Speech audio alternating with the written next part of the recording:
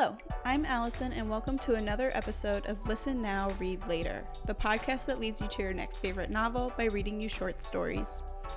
As always, we will be tying together short fiction and long-form fiction so that after you listen now, you can read later. Episode 33, Zero to Hero. Today we're bringing you An Occurrence at Owl Creek Bridge by Ambrose Bierce, which Kurt Vonnegut called the greatest American short story. It remains a staple of literature and creative writing curricula. Afterward, hear why Teresa has the perfect novel if this story is your cup of tea. Ambrose Bierce was an American writer and Civil War Union Army veteran. He wrote everything from horror to poetry. In 1913, he went to Mexico as a journalist to observe the ongoing Mexican Revolution. He disappeared and was never seen again. An Occurrence at Owl Creek Bridge was originally published in the San Francisco Examiner on July 13, 1890, only 25 years after the American Civil War ended. We're reading it from the Library of Short Stories website. This story is in the public domain. We hope you enjoy.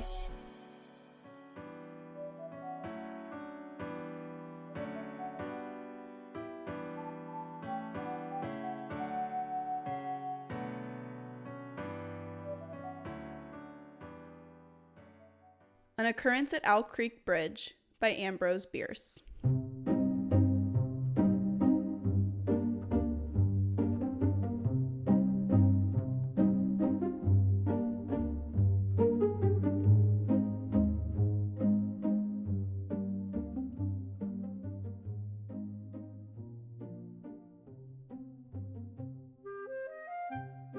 A man stood upon a railroad bridge in northern Alabama, looking down into the swift water 20 feet below.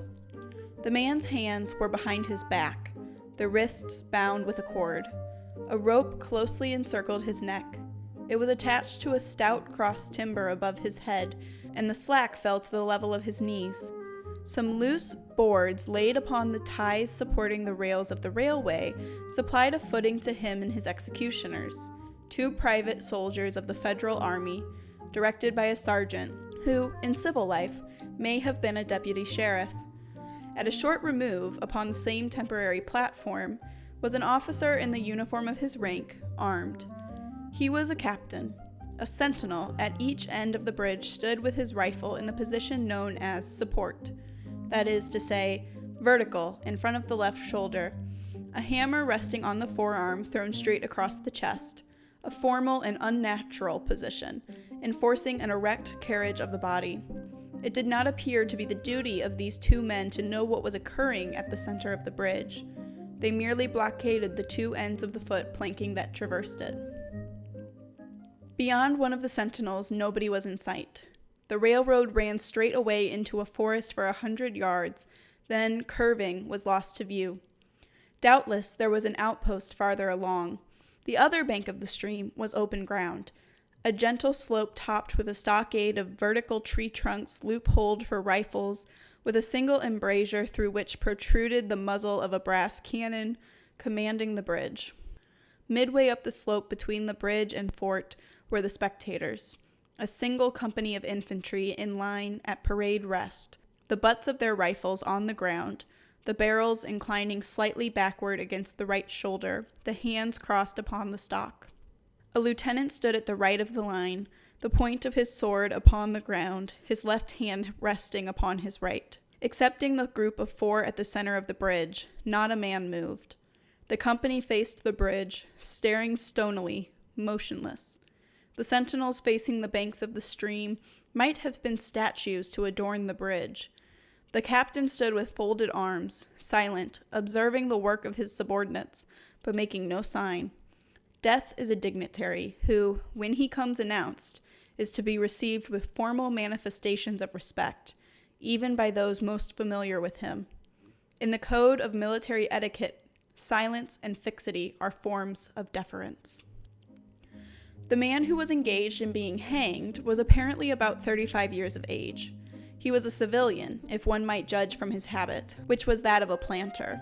His features were good, a straight nose, firm mouth, broad forehead, from which his long dark hair was combed straight back, falling behind his ears to the collar of his well-fitting frock coat. He wore a mustache and pointed beard, but no whiskers.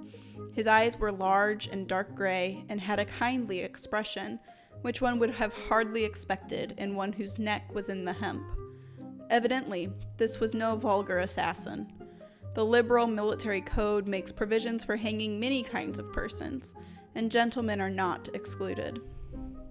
The preparations being complete, the two private soldiers stepped aside, and each drew away the plank upon which he had been standing.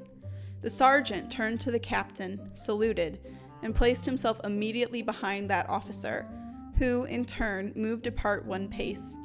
These movements left the condemned man and the sergeant standing on the two ends of the same plank, which spanned 3 of the cross ties of the bridge. The end upon which the civilian stood almost but not quite reached a 4th. This plank had been held in place by the weight of the captain. It was now held by that of the sergeant. At a signal from the former, the latter would step aside, the plank would tilt, and the condemned man go down between 2 ties. The arrangement commended itself to his judgment as simple and effective. His face had not been covered, nor his eyes bandaged. He looked a moment at his unsteadfast footing, then let his gaze wander to the swirling water of the stream, racing madly between his feet. A piece of dancing driftwood caught his attention, and his eyes followed it down the current. How slowly it appeared to move. What a sluggish stream. He closed his eyes in order to fix his last thoughts upon his wife and children. The water touched to gold by the early sun, the brooding mists under the banks at some distance down the stream, the fort, the soldiers, the piece of drift, all had distracted him. And now he became conscious of a new disturbance. Striking through the thought of his dear ones was a sound which he could neither ignore nor understand. A sharp, distinct, metallic percussion, like the stroke of a blacksmith's hammer upon the anvil. It had the same ringing quality. He wondered what it was, and whether immeasurably distant or nearby. It seemed both. Its occurrence was regular, but as slow as the tolling of a death knell. He awaited each new stroke with impatience and, he knew not why, apprehension. The intervals of silence grew progressively longer. The delays became maddening. With their greater infrequency, the sounds increased in strength and sharpness. They hurt his ear like the thrust of a knife. He feared he would shriek. What he was hearing was the ticking of his watch.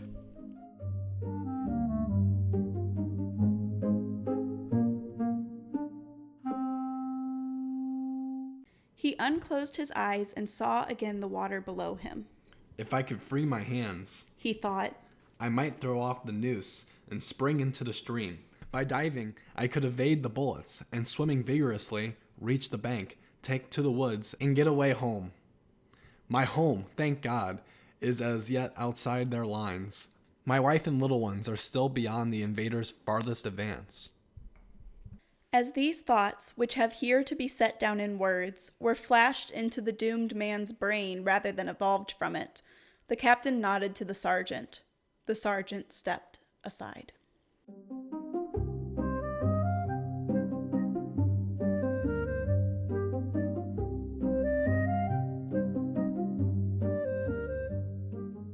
Peyton Farquhar was a well-to-do planter of an old and highly respected Alabama family. Being a slave owner, and like other slave owners, a politician, he was naturally an original secessionist and ardently devoted to the Southern cause. Circumstances of an imperious nature, which it is unnecessary to relate here, had prevented him from taking service with that gallant army which had fought the disastrous campaigns ending with the fall of Corinth, and he chafed under the inglorious restraint, longing for the release of his energies, the larger life of the soldier, the opportunity for distinction. That opportunity, he felt, would come, as it comes to all in wartime. Meanwhile, he did what he could.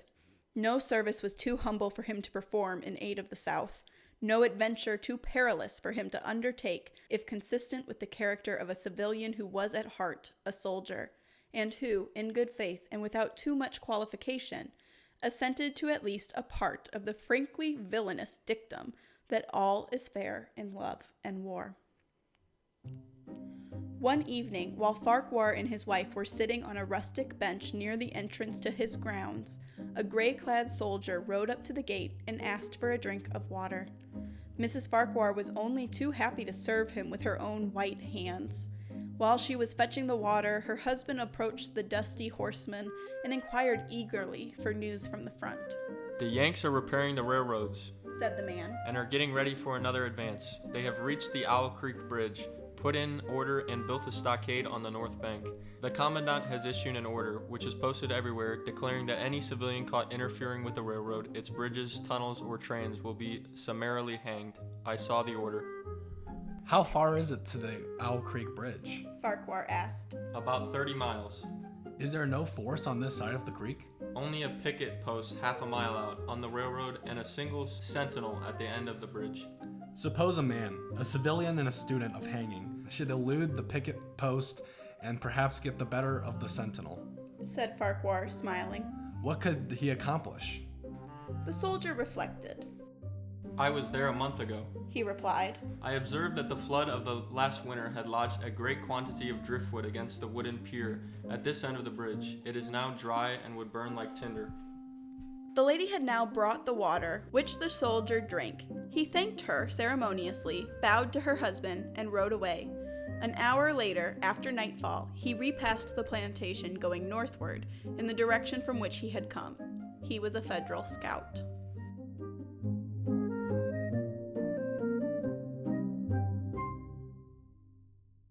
As Peyton Farquhar fell straight downward through the bridge, he lost consciousness and was as one already dead. From this state he was awakened, ages later it seemed to him, by the pain of a sharp pressure upon his throat, followed by a sense of suffocation. Keen, poignant agonies seemed to shoot from his neck downward through every fiber of his body and limbs.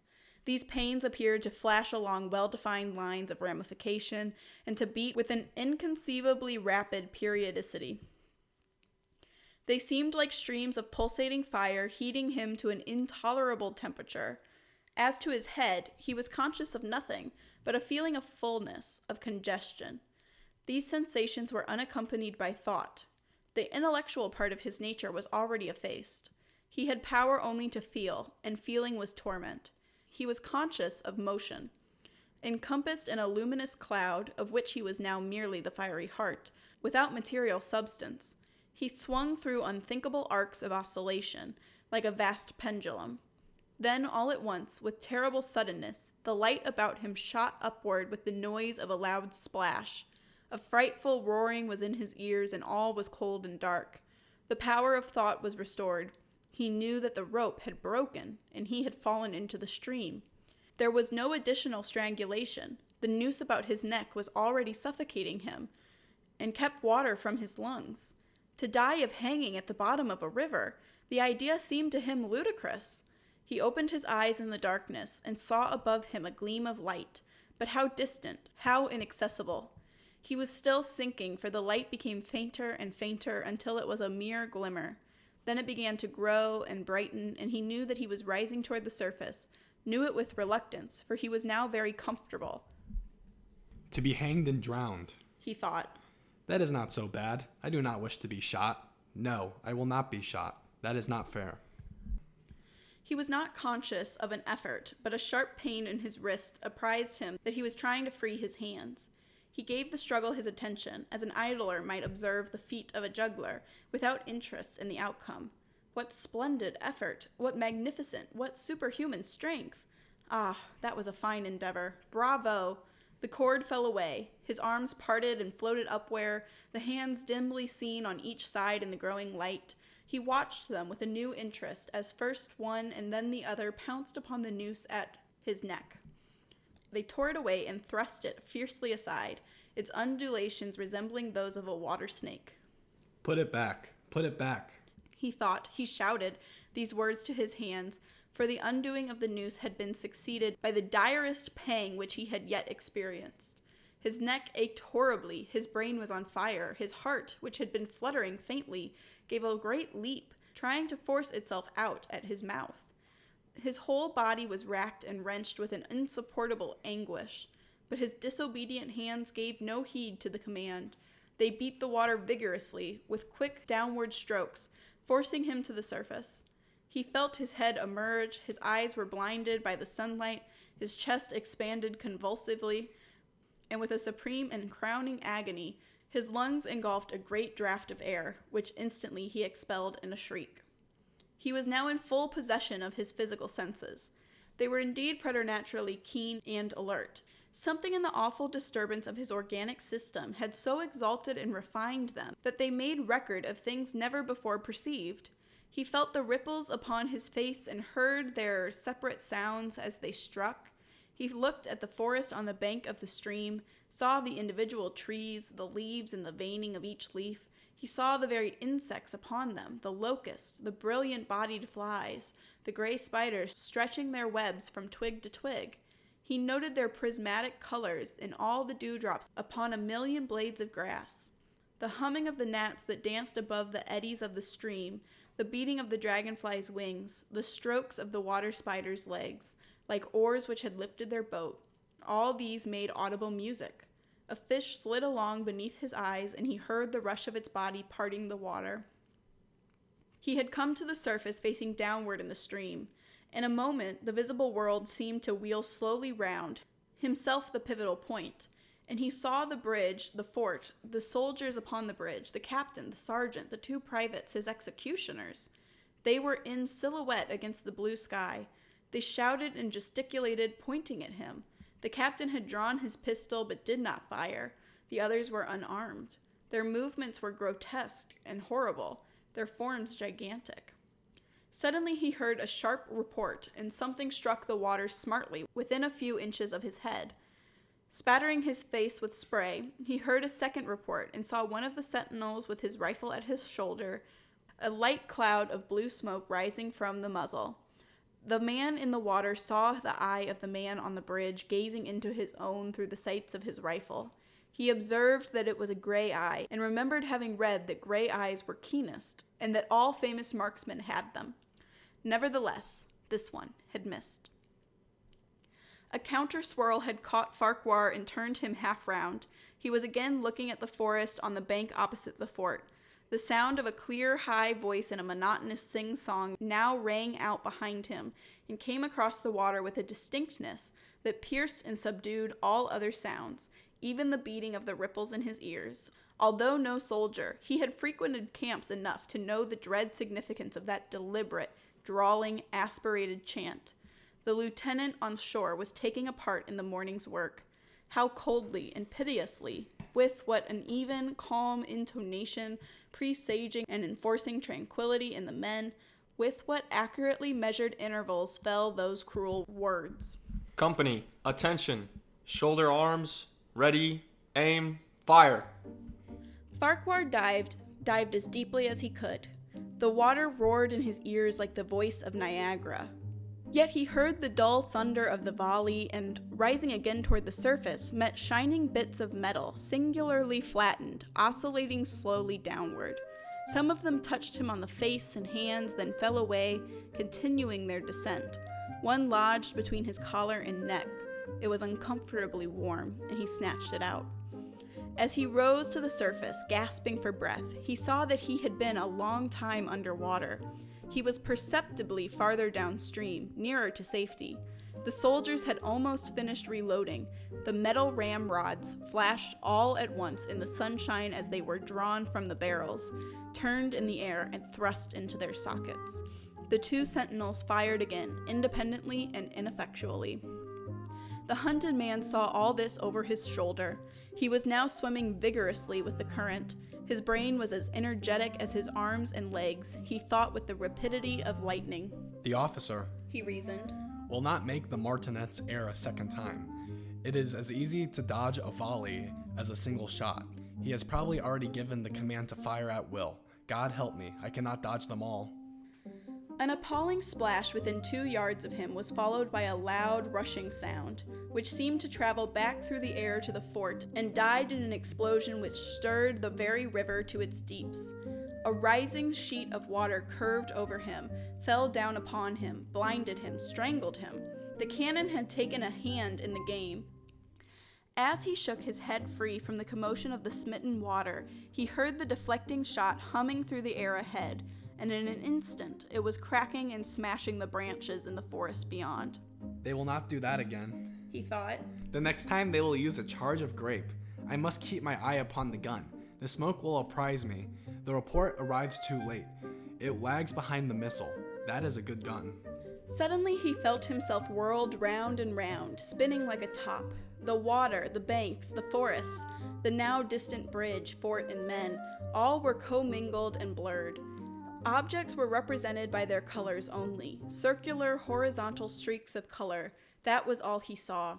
He had been caught in a vortex and was being whirled on with a velocity of advance and gyration that made him giddy and sick. In a few moments he was flung upon the gravel at the foot of the left bank of the stream, the southern bank, and behind a projecting point which concealed him from his enemies. The sudden arrest of his motion, the abrasion of one of his hands on the gravel, restored him, and he wept with delight. He dug his fingers into the sand, threw it over himself in handfuls, and audibly blessed it. It looked like diamonds, rubies, emeralds. He could think of nothing beautiful which it did not resemble. The trees upon the bank were giant garden plants. He noted a definite order in their arrangement, inhaled the fragrance of their blooms. A strange roseate light shone through the spaces among their trunks, and the wind made in their branches the music of Aeolian harps. He had not wished to perfect his escape. He was content to remain in that enchanting spot until retaken. A whiz and a rattle of grape shot among the branches high above his head roused him from his dream. The baffled cannoneer had fired him a random farewell. He sprang to his feet, rushed up the sloping bank, and plunged into the forest. All that day he traveled, laying his course by the rounding sun. The forest seemed interminable. Nowhere did he discover a break in it, not even a woodman's road. He had not known that he lived in so wild a region.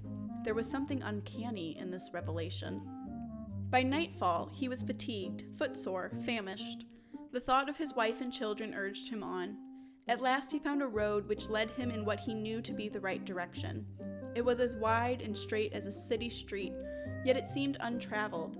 No fields bordered it, no dwelling anywhere. Not so much as the barking of a dog suggested human habitation. The black bodies of the trees formed a straight wall on both sides, terminating on the horizon in a point, like a diagram in a lesson in perspective. Overhead, as he looked up through this rift in the wood, shone great golden stars, looking unfamiliar and grouped in strange constellations. He was sure they were arranged in some order which had a secret and malign significance. The wood on either side was full of singular noises, among which, once, twice, and again, he distinctly heard whispers in an unknown tongue. His neck was in pain, and, lifting his hand to it, found it horribly swollen. He knew that it had a circle of black where the rope had bruised it. His eyes felt congested. He could no longer close them. His tongue was swollen with thirst. He relieved its fever by thrusting it forward from between his teeth into the cold air. How softly the turf had carpeted the untraveled avenue. He could no longer feel the roadway beneath his feet. Doubtless, despite his suffering, he had fallen asleep while waking, for now he sees another scene. Perhaps he has merely recovered from a delirium. He stands at the gate of his own home. All is as he left it, and all bright and beautiful in the morning sunshine.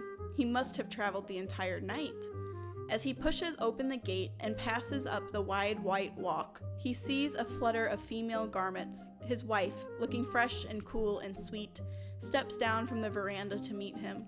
At the bottom of the steps she stands waiting, with a smile of ineffable joy, an attitude of matchless grace and dignity. Ah, how beautiful she is! He springs forward with extended arms.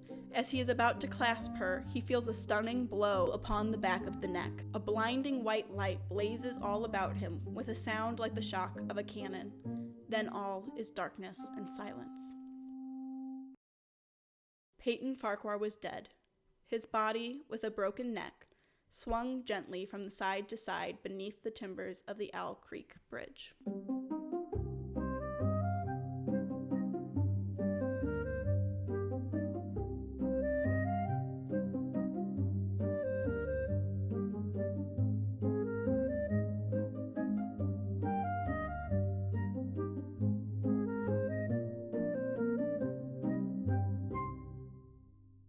Now that you've listened, here's what to read later.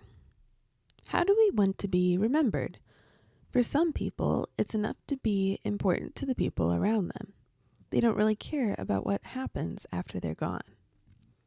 For others, though, a legacy is their central focus. For them, success has one definition. The protagonist from our story today wants to be a hero, and his delusion of being one leads both to hallucinations and also to his death. Like many characters before him, his pride is his downfall. It's a trope familiar to us all. So if you enjoy a problematic hero, if you're familiar with the consequences of hubris, if you love the story of a trip, and if you can appreciate a protagonist who wants to be remembered, then you have to read An Abundance of Katherines by John Green. Colin has only ever dated Katherines, 19 of them to be exact. A gifted kid in school, memorization, trivia, it seems love is the only subject Colin can't master. When Catherine the 19th dumps him, Colin must be rescued from his despair and taken on a whirlwind road trip by his best friend Hassan. The journey will lead Colin to a formula that he hopes will take him from child prodigy with potential to world-renowned genius. Or maybe what Colin will discover is just how much he actually doesn't know. John Green is probably one of the most famous young adult authors ever. His books Fault in Our Stars or Paper Towns defined a generation of readers and a moment in 2010s literature.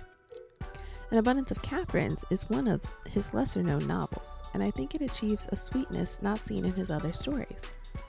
Colin, like the protagonist from today's story, may believe he only has one way to succeed and be a hero, but he has a kind of innocent way of looking at the world that makes you root for him despite his arrogance. An Abundance of Katherines is kind of the other side of an Occurrence at Owl Creek Bridge's coin. Protagonists with similar feelings, but very different intentions and opposite results. So if you enjoyed An Occurrence at Owl Creek, then you have to read An Abundance of Katherines by John Green. Thanks for listening to this episode of Listen Now, Read Later. Follow us on Instagram for fun extras and updates on our next episode. Want to support local booksellers and this podcast? Buy An Abundance of Katherines and any other books you like through our bookshop.org affiliate store. Now it's time for you to go read the book, and we'll catch you when you listen later.